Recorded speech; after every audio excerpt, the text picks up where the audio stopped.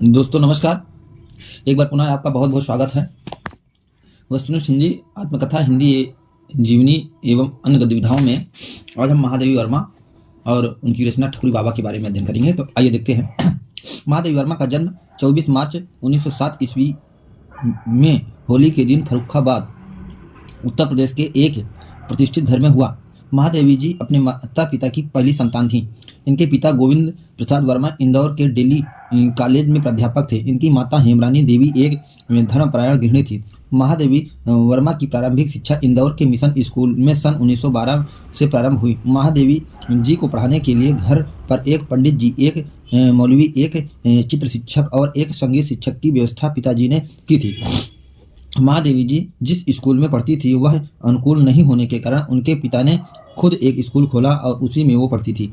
वह स्कूल पहले lady O'Dwyer girls school हुआ और बाद में महाविद्यालय हो गया। महादेवी वर्मा के साथ प्रभाती गाते हुए ये पद गुनगुनाती थी।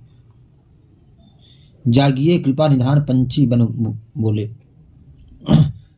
महादेवी वर्मा की शादी मात्र 9 साल की अवस्था में 1916 में स्वरूप नारायण वर्मा से हुई, किंतु महादेवी इस शादी को कभी स्वीकार नहीं की। अपने जीवन में केवल एक बार ससुराल गई और वहां इतना रोई कि ससुराल वालों ने अगले ही दिन वापस भेज दिया। पुनः ये कभी ससुराल नहीं गई। महादेवी जी 1921 ईस्वी में बीए की परीक्षा क्राइस्ट कॉलेज प्रयागराज से प्रथम श्रेणी में उत्तीर्ण की। सन 1932 ईस्वी में प्रयाग विश्वविद्यालय से संस्कृत में एमए की। स्नातकोत्तर के बाद महात्मा गांधी जी की प्रेरणा से अध्ययन कार्य प्रारंभ की। सन 1932 में प्रयाग महिला विद्यापीठ में प्रधानाचार्य पद पर नियुक्त हुई। सन 1932 ईस्वी में ही चांद पत्रिका का अवैतनिक संपादन किया। महादेवी वर्मा 7-8 वर्षों में ही ब्रज भाषा में मुक्तक पदों की रचना करने लगी थी। सरस्वती पत्रिका और मैथिली षड्गुप्त, जिन्हें महादेवी दादा कहती थी, प्रभावित होकर खड़ी बोली में काव्य रचना करने लगी। महादेवी वर्मा साहित्यिक सर्जना के साथ साथ सामाजिक राजनीतिक क्रियाकलापों से भी जुड़ी रही।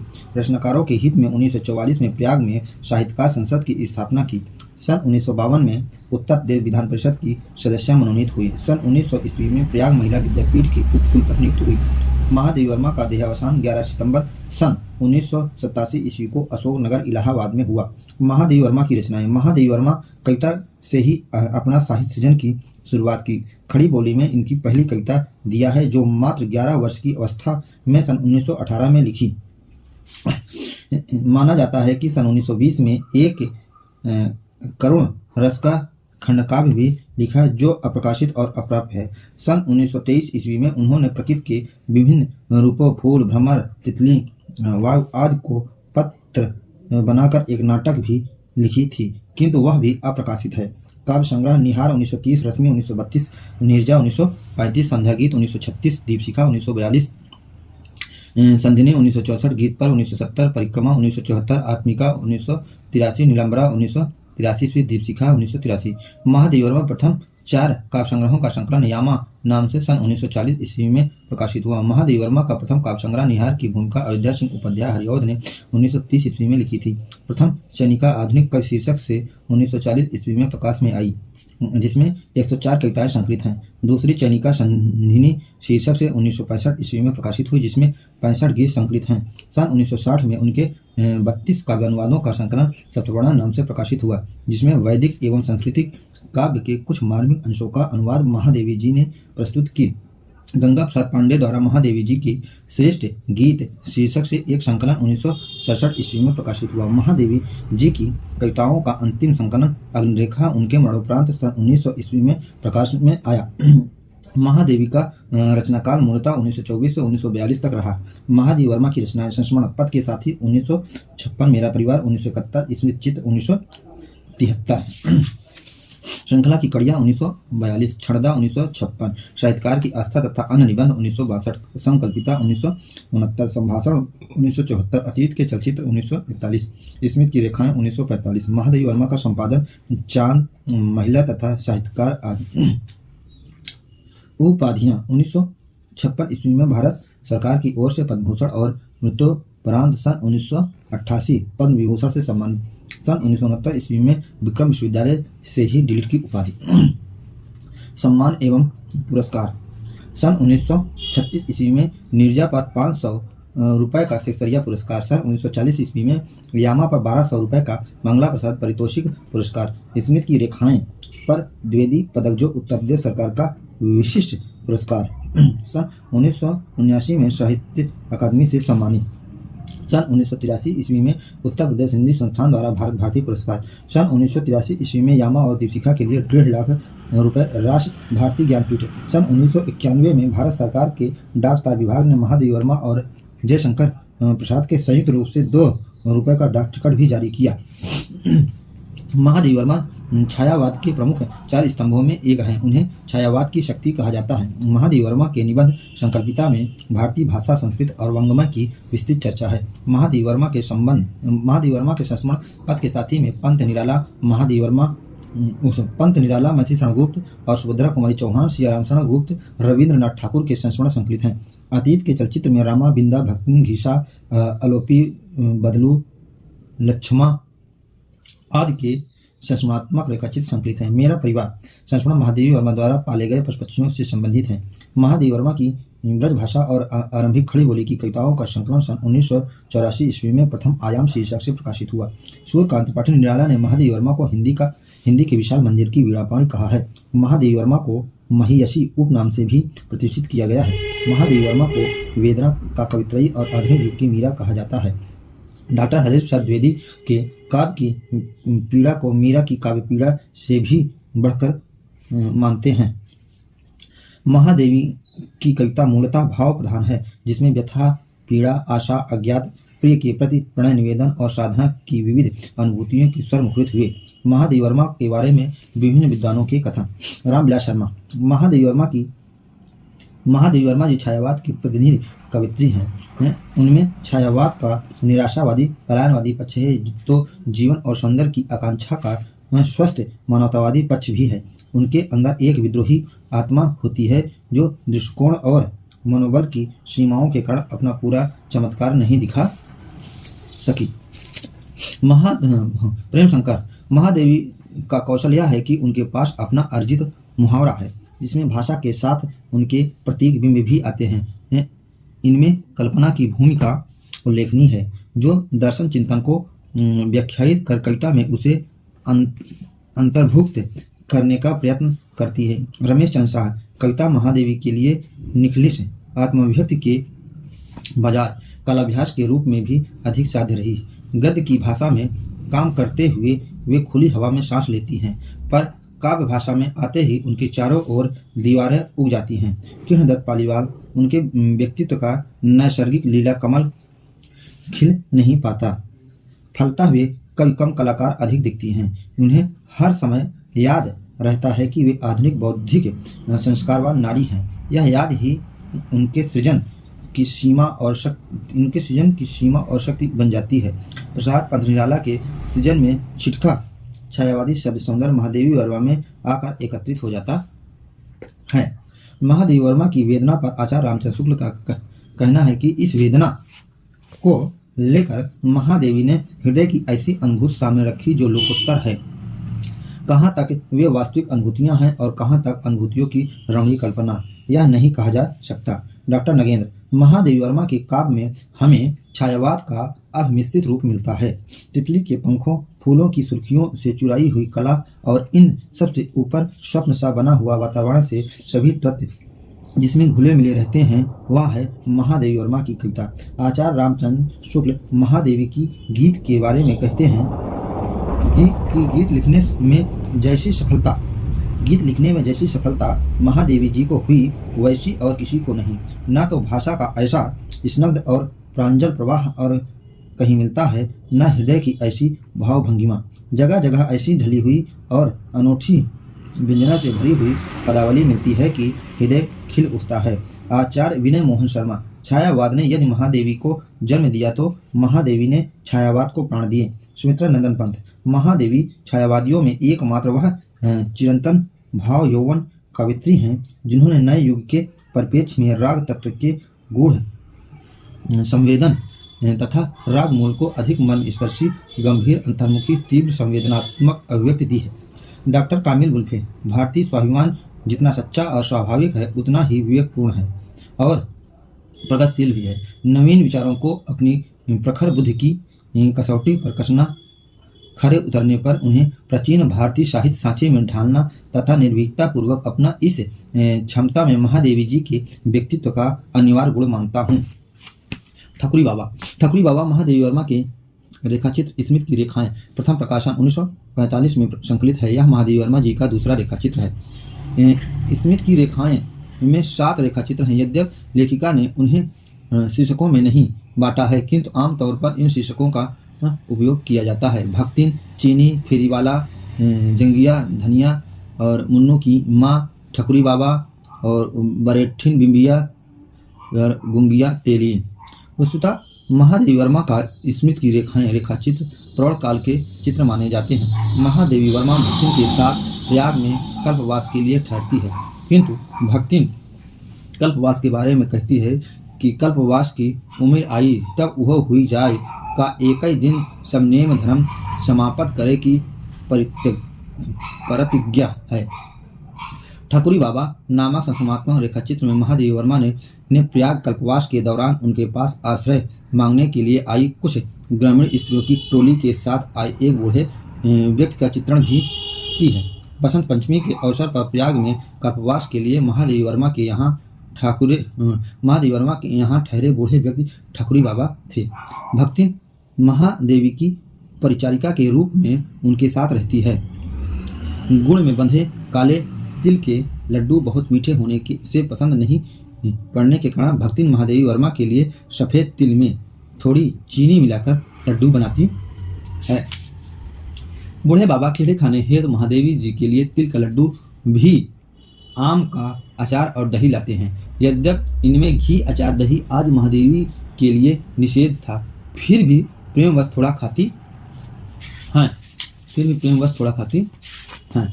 नेक्स्ट है कि ठहरी हुई औरतें, बालिकाएं तथा बूढ़े बाबा के साथ महादेवी वर्मा की आत्मीयता इतनी बढ़ गई कि कुछ भी खाद्य पदार्थ को वे लोग उन्हें प्रेम से खिलाते और कहते, का दीदिया का खीज है, बिटिया रानी हुई भर देती तो बिटिया रानी छुई भर देती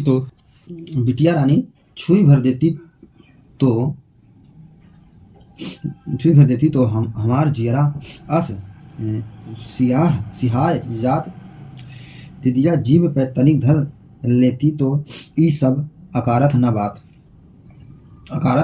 न जात। इस रेखाचित्र में ठकुरी बाबा का चरित्र उस ग्रामीण वर्ग का प्रतिनिधित्व करता है जो समाज में रसिया, बिरहा, आलाप, नौटंकी आदि में भाग लेने और अनेक प्रकार के स्वांग रचने के कारण हेश समझे जाते हैं। कल्पवास मेले में वस्तुओं के विनिमय अर्थात अपनी आवश्यकता अनुसार एक दूसरे से वस्तुओं का आदान प्रदान की परंपरा रही है। ठकुरी बाबा की उदारता के बारे में महादेवी वर्मा कहती हैं कि ठकुरी बाबा तो सबको अपना अतिथि बनाने को प्रस्तुत रहते हैं। कोई गुड़ की एक डली रखकर ठकुरी बाबा से आधा सेर आटा ले जाता है, कोई 4 मिर्च देकर आलू शकरकंद का फलाहार प्राप्त कर लेता है, कोई पत्ते पर तोला भर दही रखकर कटोरा भर चावल नापता है, कोई धूप के लिए रत्ती भर घी देकर लुटिया भर दूध चाहता है। ठकुरी बाबा की यह खासियत है कि जब कभी दूसरे का घर जाते हैं तो वहाँ खाए गए अन्न के बदले कुछ देने की परंपरा का निर्वहन बड़े ही सहजता पूर्वक करते हैं। इसीलिए अपने साथ गठरी में देने के लिए कुछ खाने पीने का सामान लेकर चलते हैं। ठकुरी बाबा के वश के बारे में बताते हुए महादेवी वर्मा कहती हैं, बूढ़े ठाकुर बाबा भाट वंश में अवतरित होने के कारण कवि होने के कारण मेरे सजातीय कहे जा सकते हैं। ठकुरी महादेवी वर्मा भाटों के पैतृक धंधा अर्थात नाच गान आदि को आधुनिक युग में केवल व्यक्तिगत मनोविनोद मात्र के लिए शेष बताया। ठकुरी बाबा के पिता ने तुकबंदी के लिए मिली हुई प्रतिभा का उपयोग साधारण किसान बनने में किया।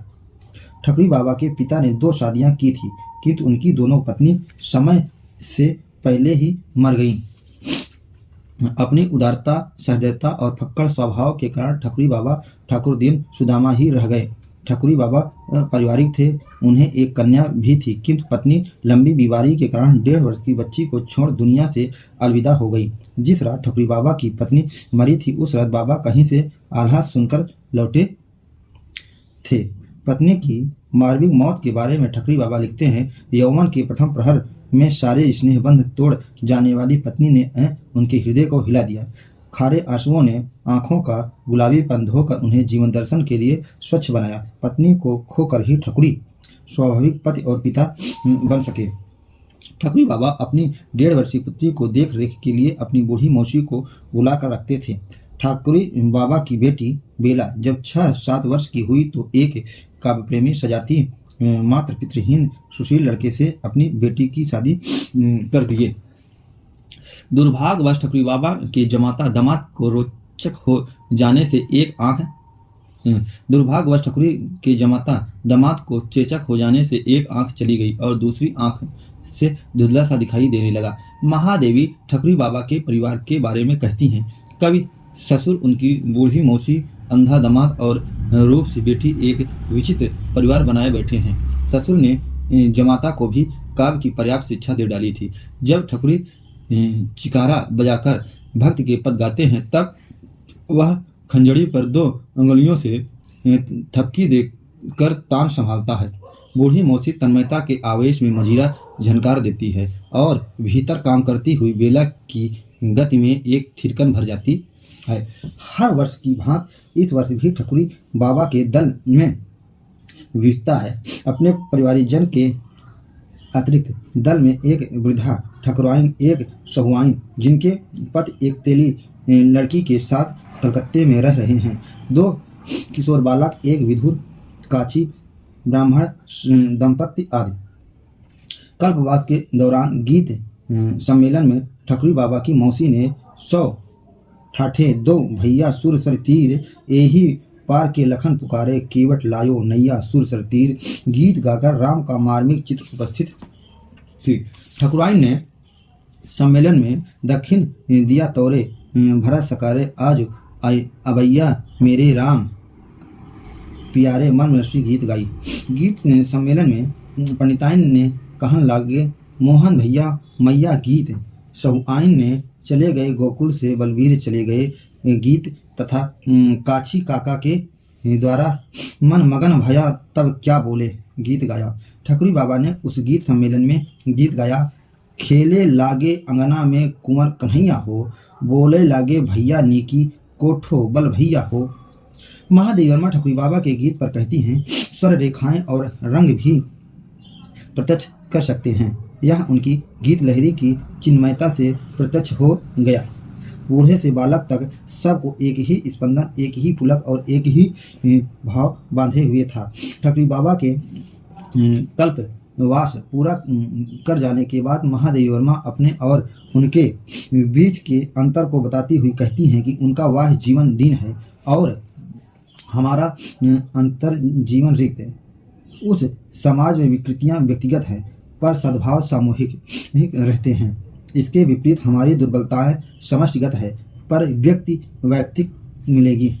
ठकुरी बाबा को अपने समाज का प्रतिनिधि बताते हुए महादेवी जी कहती हैं, ठकुरी बाबा अपने समाज के प्रतिनिधि हैं, इसी से उनकी सहृदयता वैयक्तिक विचित्रता न होकर ग्रामीण जीवन में व्याप्त सहृदयता को व्यक्त करती है। हमारे समाज में उनकी 2 ही स्थितियां संभव थी। यदि उनमें दुर्बलताओं का प्रधान होता तो वे इस समाज का प्रतिनिधित्व करते और यदि शक्ति का प्रधान होता तो अपवाद की कोट में आ जाते।